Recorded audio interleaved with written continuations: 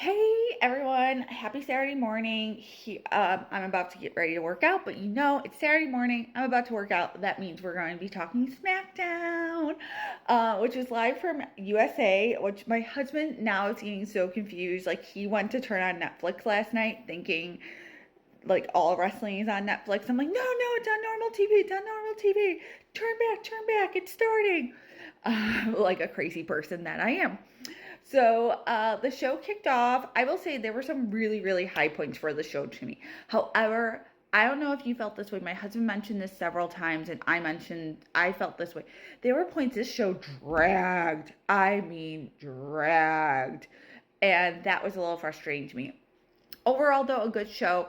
I loved the Jey Uso, Cody Rhodes thing. Also, as someone who loves clothing, I loved the custom suit like details of Cody's outfit.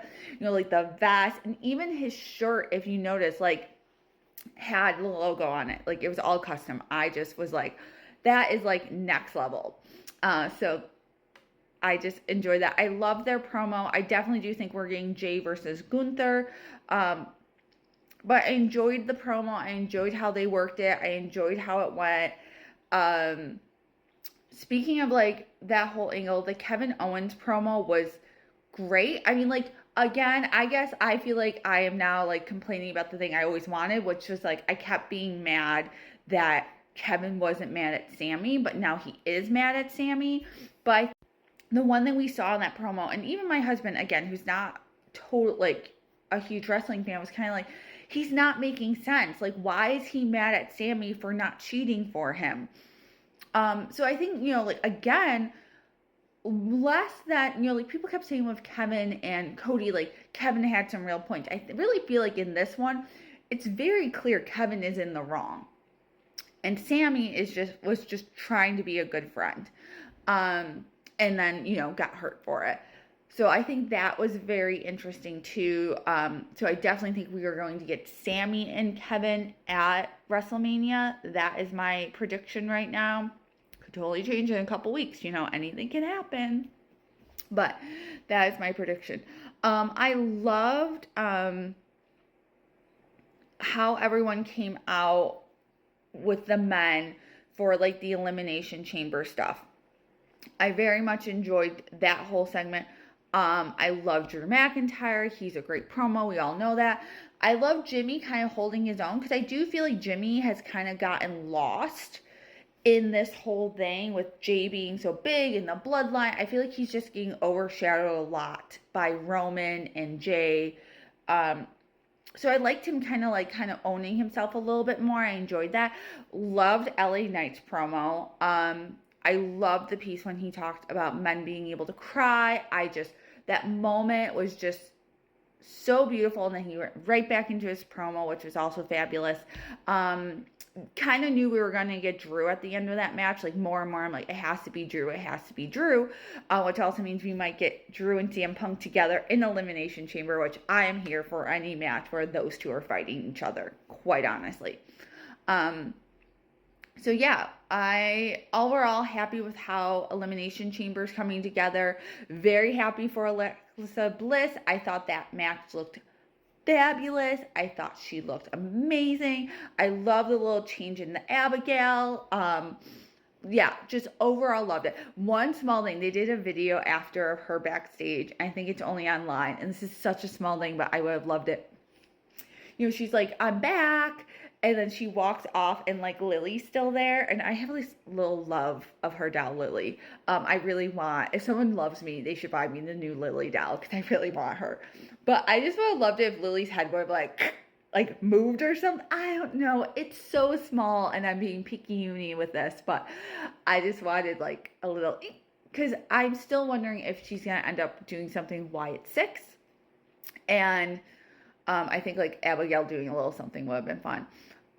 Backstage, you had The Miz. The Miz, I feel like, is kind of lost right now. He doesn't really have a direction. With that, though, the one thing I thought interesting was Shinsuke Nakamura kept walking behind. I love those little Easter eggs. And Shinsuke's just been, like, in the background a lot, kind of, like, lurking. We had Damian Cross little moment.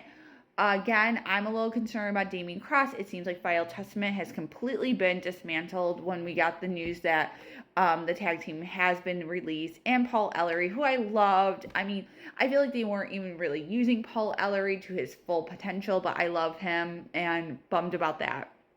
With that, though, I don't know where that leaves Karrion Kross and Scarlett, because they basically lost their whole faction at this point with them being gone. I love the R-Truth moment. I just love me some R-Truth. You all know that. I love him and Damien together. I do not know how Damien keeps a straight face during these promos because he's so fun. Like, it's just next level. And poor Tozawa, he put up an epic fight. I would have really loved a Tozawa one. I'm not even gonna lie. I also feel like Carmelo Hayes, they keep trying, and I don't feel like he's sticking or getting over or people care about him. Yeah, I don't know. Interesting because we did see Andrade on the show. Honestly, I was like feeling like now that Scarlett is back, they were going to release Andrade, but they didn't. And we had Scarlett on the show. Like, how is that backstage? A little awkward. Like, hopefully the divorce wasn't that horrible. I don't know. I've seen really, really ugly divorces, and I can just not imagine after that being like showing up to work together. Charlotte Flair's thing. I'm really hoping we get Tiffany and Charlotte. With Tiffany going over, I will be so angry if they put that belt back on Charlotte when they have Tiffany, and like Tiffany's just like going skyward. So I really did enjoy that back and forth. I like, as much as I can, like, I'm not happy. Like, I feel very similar about Charlotte, how I feel about Raquel, which I feel like they like try to make them happen always, and people are just like, I don't really care. I'm like, I don't really care about you. I don't like dislike you enough to like, my cat agrees with me. I don't dislike you enough to like yell, but I also don't like you enough to cheer, you know? You're just kind of there. So we'll see. I do think it will be Tiffany and Charlotte, hopefully. Now, Rhea and Charlotte were great together at WrestleMania 2 years ago, but I don't know if I need a repeat of that. But who knows? I'm still going to let WWE Creative do what WWE Creative's going to do in this case. I like the Nia Jax piece. I like that kind of thing. She just keeps inserting herself where she doesn't need to be. And then, yeah, I just like, you know, her little like pixie, like, I also did like the Piper Niven match. I love Chelsea Green on the Edge. I thought that was really interesting. And yeah, I mean, I think Chelsea wanted Piper. I think Piper keeps letting Chelsea down lately. I think Chelsea wanted Piper in the Elimination Chamber to win it so that she would pick someone else so that, you know, like, Chelsea could be safe, anyone coming after her at all times. But I think they made the right choice in that match. Bianca is great. Also, though, like, where's Jade Cargill? I have so many questions about people missing. Like, where's Randy Orton? Where's Jade Cargill? Where is Becky Lynch? Yes, Becky gets, I think she's filming the TV show, so I feel like her return is going to be delayed more. But, like, where's Jade? Where's Jade? With that, too, what is now going to happen to Zoe Stark and Shayna Baszler? That's my other big question. Very similar to Karrion Kross because their factions have basically been blown up.